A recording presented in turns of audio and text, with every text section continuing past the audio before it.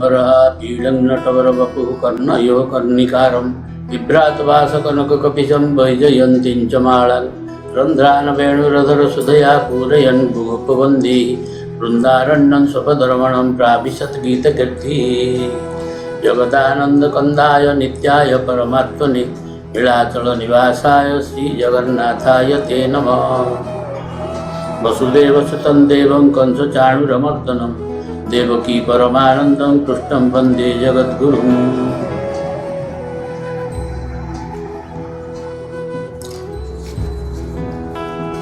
प्रिय शुद्धिवृंद, आपण मानकु गत सप्ताह मोर विशेष असुविधावशत कथा करि नथिले। एथरर विषय है नाम अपराध और भगवत भक्तिर प्राधान्य।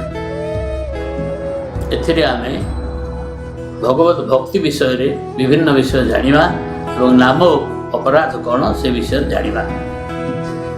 सुखदेव परीक्षित को कहले, परीक्षित तुमर मानव कल्याणकारी यही प्रश्न अत्यंत उत्तम। मनुष्य सांसारिक कथारे इते व्यस्त जे मृत्यु को निकट में देखी मध्य तार कौनसी अनुशोचना नहीं, तार कौनसी तापे भ्रुक्षेप मध्य नहीं। तेणु भगवानकर अभयपद प्राप्त होगाकू जदि इच्छा कर तेबे श्रीकृष्णकर लीला को श्रवण कीर्तन स्मरण करवा एकांत वांछनीय। ज्ञान मार्ग हेउ किंबा भक्ति मार्ग हेउ अथवा निजर धर्मनिष्ठार हेउ मृत्यु समय भगवत स्मृति मनरे कौनसी भाव रहिबा नितांत आवश्यक। भगवान विषय रे मनरे सबुबले रहिबा कथा। जेहेतु शेष समय भगवत चिंतन मन भितर सबुबले रहिबा आवश्यक। हे राजर्षि, निर्गुण स्वरूप श्रीहरि ठारे मोर संपूर्ण निष्ठा अच्छी, तथापि भगवान श्रीकृष्णकर मधुर लीला मो हृदय को आकर्षित करिअछि। तेणु मु एही पुराण को अध्ययन कली। एही पुराण अर्थात श्रीमद् भागवत महापुराण अध्ययन कली। पद्म पुराण रे वर्णित होई अछि जे व्यक्ति भगवानकर चरणार बिंदरे संपूर्ण रूपे शरणापन्न हेले समस्त पापरु मुक्त हुए।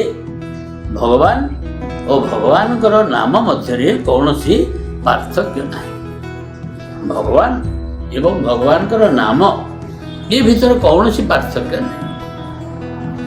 मन पड़े सेतुबंध काम जोरसोर चली। बानर सेना एक बड़ी विराट विराट पर्वत आणिक से पकाउछन्ति समुद्र रे। सेतुबंध काम भारी जोरसोर चली।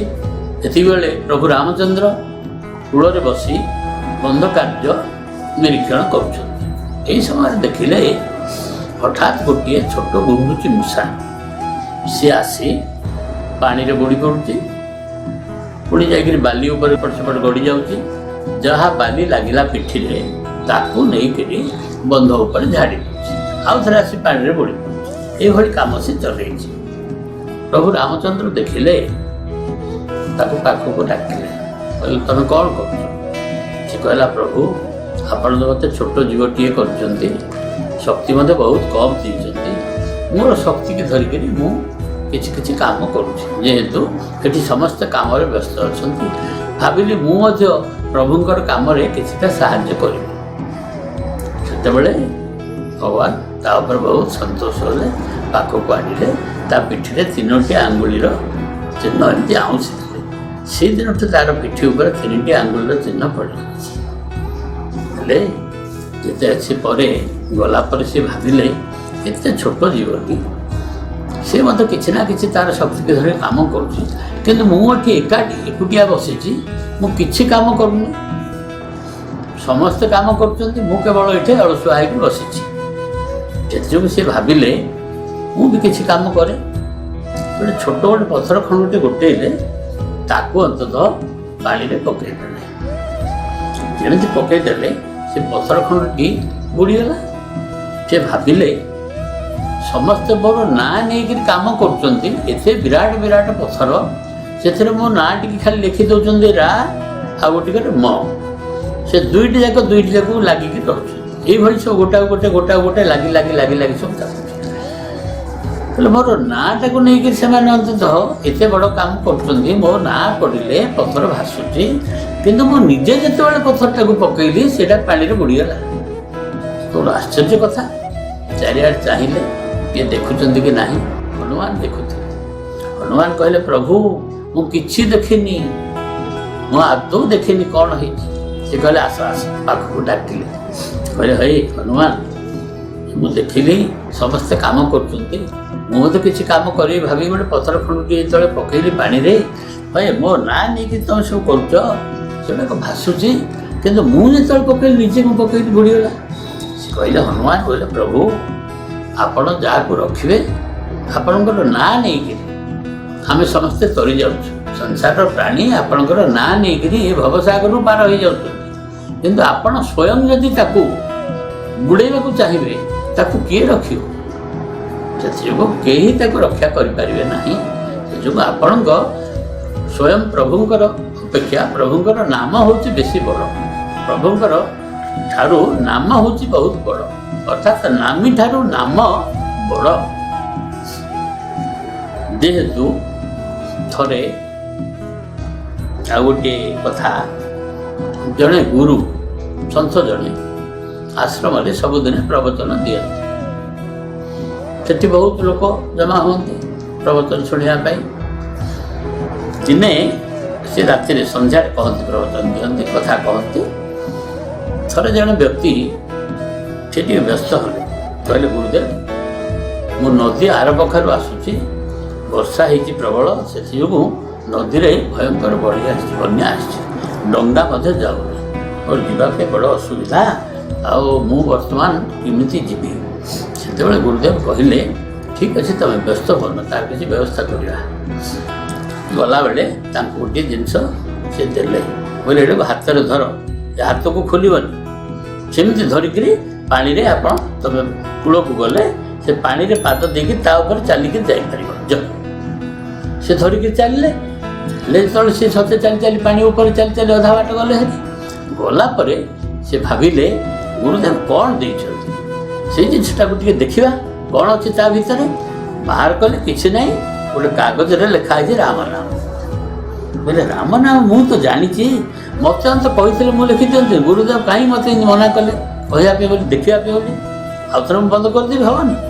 ତା ଭାବିକି ଯେତେବେଳେ ସିଏ ଦେଖିଦେଲେ, ତାଙ୍କର କ'ଣ ନା ସେ ଯେଉଁ ପାଦରେ ଚାଲି ପାଣି ଉପରେ ଯାଉଥିଲେ, ସେ ପାଣି ଭିତରକୁ ବୁଡ଼ିବାକୁ ଲାଗେ। ସେତେବେଳେ ପାଟିତୁଣ୍ଡ କଲେ, ଗୁରୁଦେବ ଗୁରୁଦେବ ମୋତେ ରକ୍ଷା କର, ମୁଁ ପାଣିରେ ଭାସିଗଲି। ସେତେବେଳେ ପାଖରେ ତ ଆଶ୍ରମଟା, ଦୌଡ଼ି ଆସିଲେ ସବୁ। ଆସିଲେ, ତାପରେ ଦେଖିଲେ ତାକୁ ଉଦ୍ଧାର କରି କହିଲେ, ତୁମେ ସେ ହାତ ଖୋଲିଦେଲ ନା? ନା ମୁଁ ଭାବିଲି ଟିକେ ଦେଖିବି କ'ଣ ଅଛି ସେ ଭିତରେ, ଗୁରୁଦେବ ଦେଇଛନ୍ତି ସେ ଜିନିଷଟା କ'ଣ ଟିକେ ଦେଖିବି, ଆଉ ଥରେ ବନ୍ଦ କରିଦେବି। କହିଲେ, ଏଇ ହେଉଛି ଅସୁବିଧା, ତମର ବିଶ୍ୱାସ ନାହିଁ। ଯେହେତୁ ବିଶ୍ୱାସେ ମିଲଇ ହରି ତର୍କେ ବହୁଦୂର, ସେ ଯୋଗୁଁ ବିଶ୍ୱାସରେ ହିଁ ଭଗବାନ ଥାଆନ୍ତି। ତମେ ବିଶ୍ୱାସ ଭଙ୍ଗ କଲ। ତମେ ଯେତେବେଳେ ଭାବିଲେ ଯେ କ'ଣ, ହଁ ମୁଁ ତ ଜାଣିନି ଏ କଥା, ମୁଁ ଜାଣିନି, ମୋତେ କାହିଁ କହିଲି? କହିବା ନାଁଟା ଜାଣିବା ଅଲଗା। ଯେଉଁ ଭକ୍ତି ଆଉ ବିଶ୍ୱାସ ବା ଶ୍ରଦ୍ଧା, ଭଗବାନଙ୍କ ପ୍ରତି ଶ୍ରଦ୍ଧା ଆଉ ଭଗବାନଙ୍କର ନାମ ଉପରେ ଯେଉଁ ବିଶ୍ୱାସ, ସେ ଯେଉଁ ନାମୀ ଅପେକ୍ଷା ନାମ ହେଉଛନ୍ତି ବଡ଼, ଭଗବାନଙ୍କ ଅପେକ୍ଷା ଭଗବାନଙ୍କର ନାଁଟା ହେଉଛି ବଡ଼। ସେଥିଯୋଗୁଁ ତୁମକୁ ଦିଆ ହେଇଥିଲା, ତୁମେ ଚାଲି ଯାଉଥିଲ, ତୁମେ ଯେତେବେଳେ ସନ୍ଦେହ କଲ, ତାପରେ ତୁମେ ଯେତେବେଳେ ଦେଖିଲ ମୁଁ ଜାଣିଛି, ଅହଙ୍କାର ଆସିଗଲା ତୁମର, ତୁମେ ସେଥିରେ ବୁଡ଼ିଗଲ। ସେ ଯୋଗୁଁ ଭଗବାନଙ୍କର ନାମଟା ହେଉଛି ଭଗବାନଙ୍କ ଠାରୁ ଆହୁରି ଗୁରୁତ୍ୱପୂର୍ଣ୍ଣ। ସେଥିଯୋଗୁଁ ପ୍ରଭୁ ରାମଚନ୍ଦ୍ର ତାଙ୍କଠାରୁ ତାଙ୍କର ନାଁଟି ହେଉଛି ବଡ଼, ଯେହେତୁ ସେ ନାଁରେ ଅସାଧ୍ୟ ସାଧନ ମଧ୍ୟ କରାଯାଇପାରେ। ତେଣୁ ଆମେ ଯଦି ପାପ ଜୀବନସାରା ଯାହା ପାପ କରିଥିବା ତାକୁ ସଫା କରିବା ପାଇଁ, ଧୋଇବା ପାଇଁ ବୋଲିକି ତୀର୍ଥସ୍ଥାନକୁ ଯାଉଛେ, ଯଦି ତୀର୍ଥସ୍ଥାନରେ ଆମେ ପାପ କରିବା ତାହେଲେ ସେ ପାପ କେହି ମଧ୍ୟ ସଫା କରିପାରିବେନି, ତାକୁ କେହି ମଧ୍ୟ ଧୋଇପାରିବେନି। ଯୋଗୁଁ ନାମୀ ଆଉ ନାମ ଏ ଭିତରର କଥା। ଯେହେତୁ ନାମ ହେଉଛି ନାମୀ ଠାରୁ ବା ଭଗବାନଙ୍କ ଠାରୁ ମଧ୍ୟ ଭଗବାନଙ୍କର ନାମଟା ହେଉଛି ବେଶୀ ଓଜନଦାର ବା ବେଶୀ ଗୁରୁତ୍ୱପୂର୍ଣ୍ଣ। ସେଇ ନାମ ବା ନାମ ଅପରାଧ, ଭଗବାନଙ୍କର ନାମ ଅପରାଧ ଯଦି କଲେ ତାହେଲେ ତାକୁ କୌଣସି ଲୋକ ସେଥିରୁ ମୁକ୍ତି ଦେଇପାରିବେ ନାହିଁ। ତାହେଲେ ଯେ ନାମ ଅପରାଧ କ'ଣ କ'ଣ ଗୁଡ଼ାକ ସବୁ ନାମ ଅପରାଧ କୁହାଯାଉଛି, ଆମେ ତା ବିଷୟରେ ଆଲୋଚନା କରିବା। ଦେଖନ୍ତୁ, ପ୍ରଥମ ହେଲା ଭଗବାନଙ୍କର ନାମ ଗୁଣ ମହିମା ପ୍ରଚାର କରୁଥିବା ଭକ୍ତଙ୍କର ନିନ୍ଦା କରିବା। ଭଗବାନଙ୍କର ନାମ ଗୁଣ ତାପରେ ମହିମା ଏଗୁଡ଼ାକ ସବୁ ଯିଏ ପ୍ରଚାର କରୁଛନ୍ତି ଯେଉଁ ଭକ୍ତ, ତାଙ୍କୁ ନିନ୍ଦା କରିବା, ଏଇଟା ଗୋଟିଏ ନାମ ଅପରାଧ। ଦ୍ୱିତୀୟଟି ହେଲା ଭଗବାନଙ୍କର ପବିତ୍ର ନାମ ସହିତ ସାଂସାରିକ ବସ୍ତୁକୁ ସମାନ କରିବା। 3 ହେଲା ପ୍ରାମାଣିକ ଆଚାର୍ଯ୍ୟ ବା ଗୁରୁଙ୍କର ଆଜ୍ଞାକୁ ଅସ୍ୱୀକାର କରିବା। ଗୁରୁ ବା ଆଚାର୍ଯ୍ୟଙ୍କର ଆଜ୍ଞାକୁ ଅସ୍ୱୀକାର କରିବା ବା ତାକୁ ସ୍ୱୀକାର ନ କରିବା, ସେଇଟା ଗୋଟେ ନାମ ଅପରାଧ। 4 ହେଲା ବୈଦିକ ଗ୍ରନ୍ଥ ବା ଧର୍ମଶାସ୍ତ୍ରକୁ ନିନ୍ଦା କରିବା। 5 ହେଲା ଭଗବାନଙ୍କ ନାମ ଭଗବାନଙ୍କ ଠାରୁ ଭିନ୍ନ ନୁହେଁ, ଏଥିରେ ସନ୍ଦେହ ପ୍ରକଟ କରିବା, ଇଏ ହେଲା ଗୋଟିଏ ନାମ ଅପରାଧ।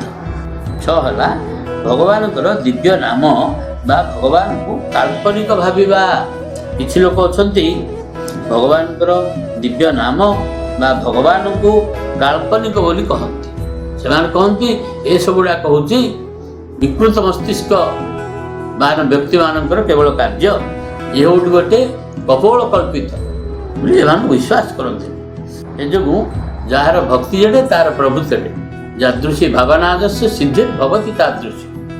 ସେ ଯୋଗୁଁ ଏଥିରେ ଆମେ ଦୁଃଖ କରିବାର କିଛି ନାହିଁ, ଯିଏ ଯେମିତି କାମ କରିବ ସେ ସେମିତି ଫଳ ପାଇବ। ଭଗବାନଙ୍କର ଦିବ୍ୟ ନାମ ବା ଭଗବାନଙ୍କୁ କାଳ୍ପନିକ ଭାବିବା, ଏଇଟା ହେଲା ଗୋଟିଏ ନାମ ଅପରାଧ। ଭଗବାନଙ୍କର ଦିବ୍ୟ ନାମ ଉଚ୍ଚାରଣ କଲେ ସମସ୍ତ ପାପ ବିନଷ୍ଟ ହୁଏ। ଭଗବାନଙ୍କର ନାମ ଉଚ୍ଚାରଣ କଲେ ପାପ ନଷ୍ଟ ହୋଇଯାଏ। ତା ବୋଲି ଆମେ ବାରମ୍ବାର ପାପ କରୁଥିବା, ବାରମ୍ବାର ଭଗବାନଙ୍କ ନାମ ଉଚ୍ଚାରଣ କରୁଥିବା, ପାପ ନଷ୍ଟ ହୋଇଯିବ ବୋଲି, ଏଇଟା ହେଉଛି ଗୋଟେ ନାମ ଅପରାଧ। ଭଗବାନଙ୍କର ଦିବ୍ୟ ନାମ କୀର୍ତ୍ତନକୁ ଭୌତିକ କର୍ମାନୁଷ୍ଠାନ ସଙ୍ଗେ ସମାନ କରିବା ଏବଂ ପବିତ୍ର ନାମର ଦୁରୁପଯୋଗ କରିବା, ଇଏ ମଧ୍ୟ ହେଉଛି ଗୋଟିଏ ନାମ ଅପରାଧ।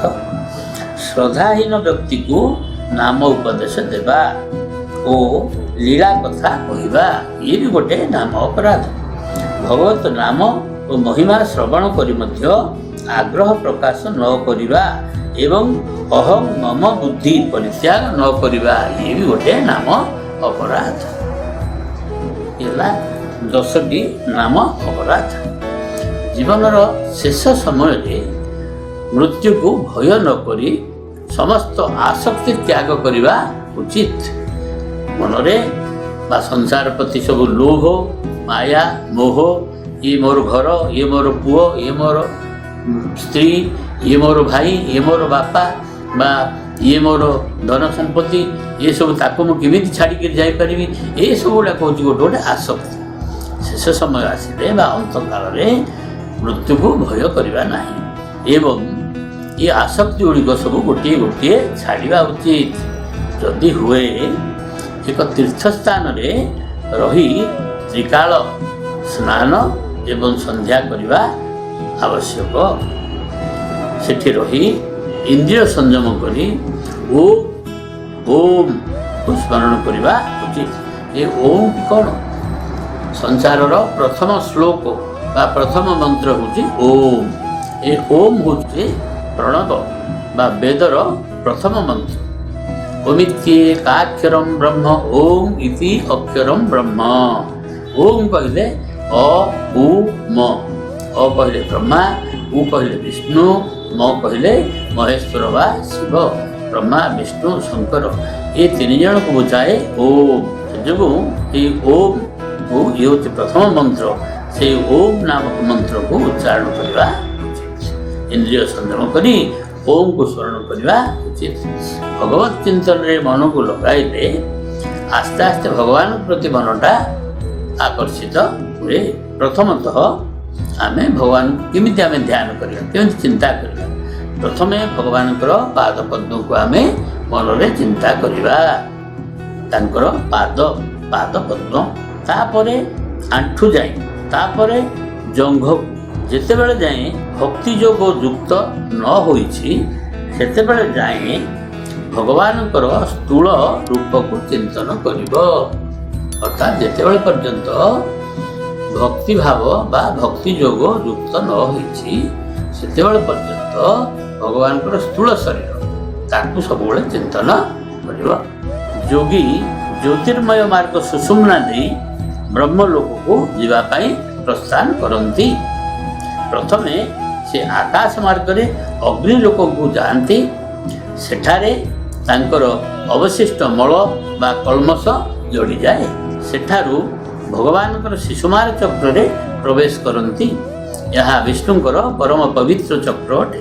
ଏଠାରୁ ଅତ୍ୟନ୍ତ ସୂକ୍ଷ୍ମ ଓ ନିର୍ମଳ ଶରୀରରେ ସେ ଏକାକୀ ମହଲୋକକୁ ଯାତ୍ରା କରନ୍ତି। ଏଠାରେ ବ୍ରହ୍ମବେତା ଓ ଉଚ୍ଚକୋଟୀର ଦେବତାମାନେ ଏକ କଳ୍ପ ପର୍ଯ୍ୟନ୍ତ ବିହାର କରନ୍ତି। ପ୍ରଳୟ କାଳ ଆସିଲେ ଶେଷଦେବଙ୍କର ମୁଖ ନିର୍ଗତ ଅଗ୍ନିରେ ତଳର ଲୋକଗୁଡ଼ିକ ଭସ୍ମ ହେବାର ଦେଖି ସେ ବ୍ରହ୍ମଲୋକ ବା ସତ୍ୟଲୋକକୁ ଚାଲିଯାଆନ୍ତି। ସେଠାରେ ବଡ଼ ବଡ଼ ସିଦ୍ଧେଶ୍ୱରମାନେ ବିମାନ ଉପରେ ନିବାସ କରନ୍ତି। ସେଠାରେ ବ୍ରହ୍ମାଙ୍କ ସହିତ ସମସ୍ତଙ୍କର ପରମାୟୁ ଦୁଇ ପରାର୍ଦ୍ଧ। ସେଠି ନାହିଁ ଦୁଃଖ, ଶୋକ, ବାର୍ଦ୍ଧକ୍ୟ, ମୃତ୍ୟୁ।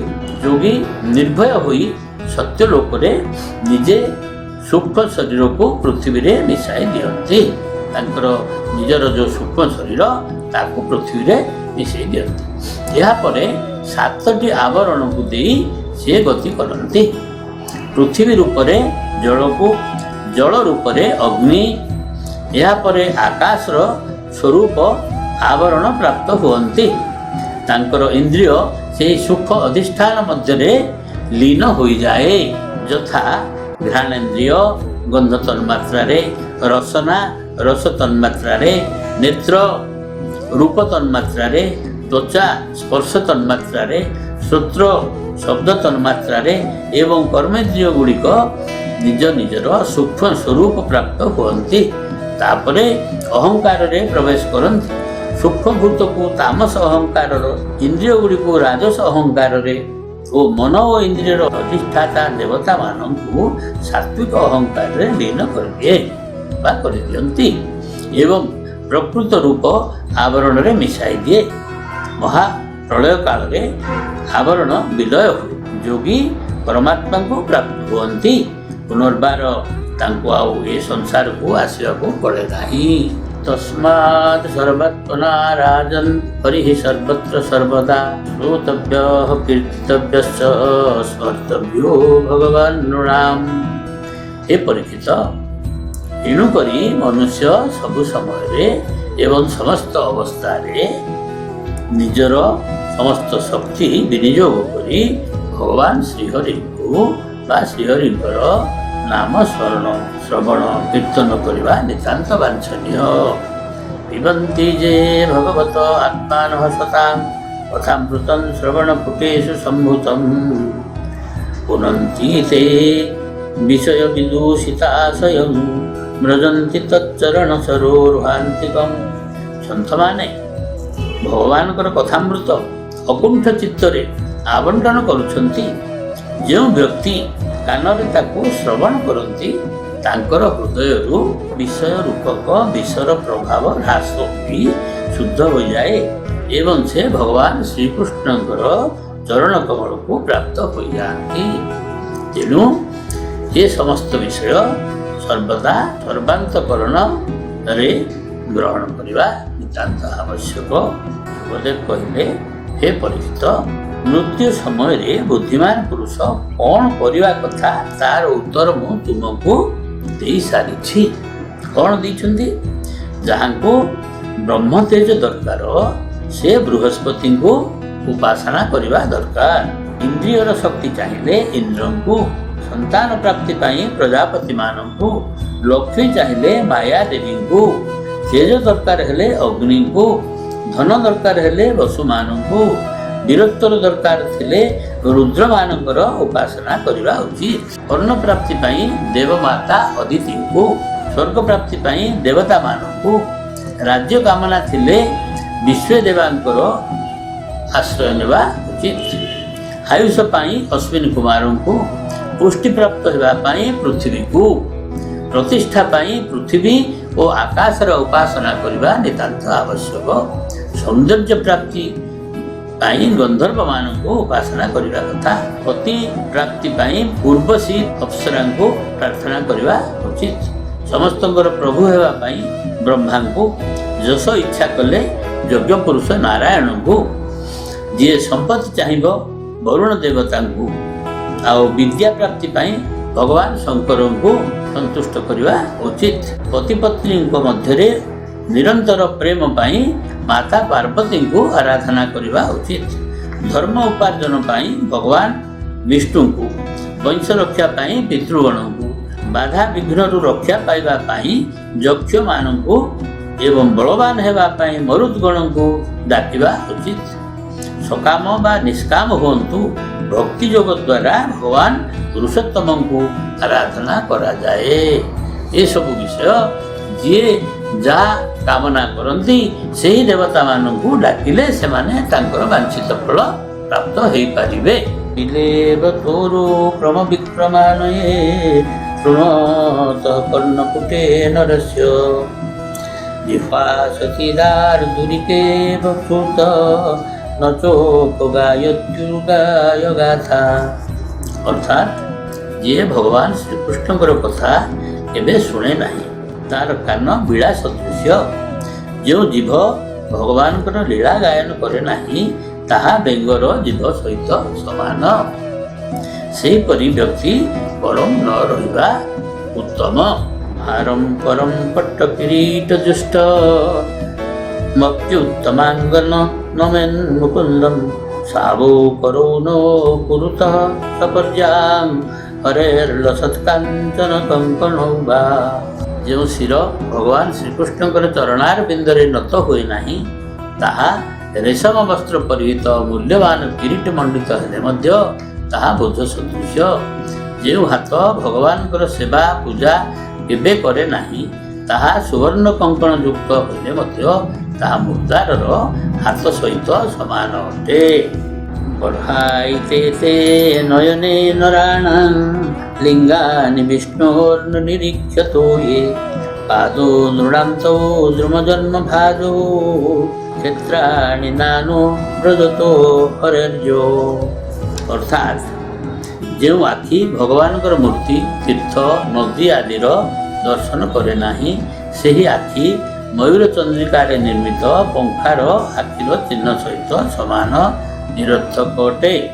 जो पाद भगवान लीलास्थली गुड़िक दर्शन करने को जाए नहीं से पाद वृक्षर पाद सह समान। जीवन छबो भागवतांघ्रिरेणु न जातु मर्त्यो विलभेत जस्तु श्री विष्णुपद्या मनुजस्तुलस्या स्वसन छबोजस्तु न वेद बंध। अर्थात जी सन्थ मानकर चरण धूली केबे हेले मुंडरे लगाते नहीं से जीवित थाई मध्य मुर्दार सह समान। जी भगवान को समर्पित तुलसी को मुंडरे लगाई सेवन करते नहीं से मनुष्य श्वास नेउथिले मध्य मुर्दार सहित समान।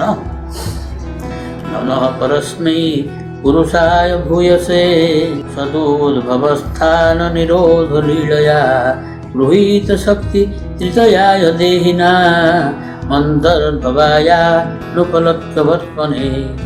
जो पुरुषोत्तम भगवान संसार उत्पत्ति स्थिति और प्रलयर लीला करने सत्व रज तम गुणर स्वीकार करी ब्रह्मा विष्णु और शंकर रूप धारण करती।